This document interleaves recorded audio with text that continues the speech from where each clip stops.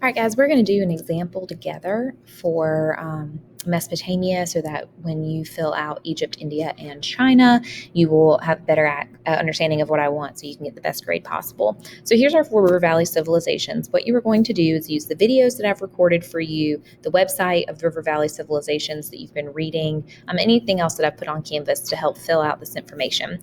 You are going to fill out each category and you're going to give an example of the 6 characteristics of civilization to prove that these 4 River Valley cultures were in fact civilizations. So let's do Mesopotamia together. The river, obviously, for Mesopotamia, there are 2. It's the Tigris and the Euphrates rivers. For technology, you can pick anything at all that was listed as a form of technology. My favorite thing for Mesopotamia was that they invented the sundial, and hence they had a number system based on the number 60, like 60 minutes in an hour, 60 seconds in a minute, and that's because they came up with the concept of time that we use today. So that's why their number system was based off 60. All right, for a city, we talked about 3 different cities that were in Mesopotamia. I'm going to use Sumer first because we talked about how talked about how that was the first civilization in Mesopotamia. You could use Babylon, you could use Syria, any of those would work. Okay, the city of Ur really was the actual city with it. So any of those work. Government, we know that it was a monarchy because we talked about that guy named Hammurabi, who is an example of a king from that time period. So I could put Hammurabi or I could put monarchy. Either one is proof that there was a government system going on in Mesopotamia.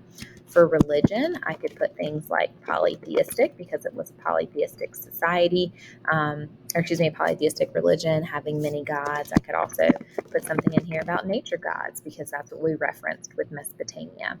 For social structure, there were 3 social classes that we talked about: nobles, commoners, and slaves. And that is giving proof that there was a social structure. The other thing that I could put on here, though, that is proof of a social structure was Hammurabi's code, because we talked about how even though it was an equal system of justice, if you were rich, you didn't have the same punishments as if you were poor. So that Hammurabi's code is proof that there was a social structure. Now for writing, it is cuneiform, and for art, I'm going to put ziggurats because those structures, that beautiful architecture, is proof of an artistic society. So here are my examples of all the things that made Mesopotamia a civilization. So that's what you're doing with Egypt, India, and China. You're giving me an example of a city. You're giving me the example of government, whether that be a person, a law code, the type that it was, a theocracy, a monarchy, whatever it may be.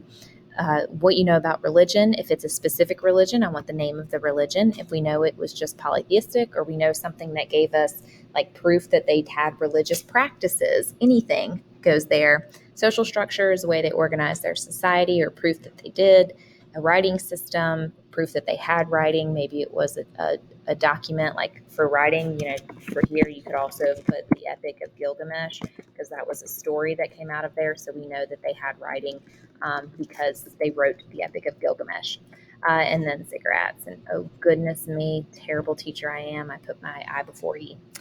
All right, that is how we're going to do this assignment. Let me know if you have any questions, and I look forward to seeing your responses. Thanks so much, guys. This will count as a quiz grade.